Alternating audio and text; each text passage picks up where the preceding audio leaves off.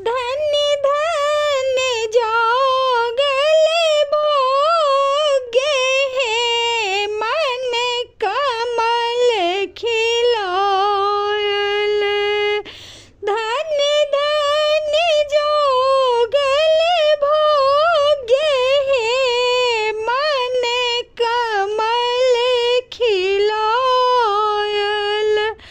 मंगलमय दिन आज है पहुन छथि आयल। मंगलमय दिन आज है पहुन छथि आयल। मंगल घट सो द्वार सजाओल। मंगल घट सो द्वार सजाओल। कांचन दिया बारी हम आनलो। कांचन दिया बारी हम आनलो।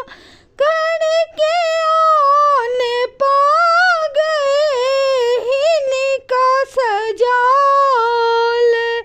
घर सोनी पागे हिनका सजाओल।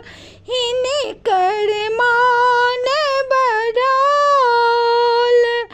मंगलमय दिन आजू है मन कमल खिलायल।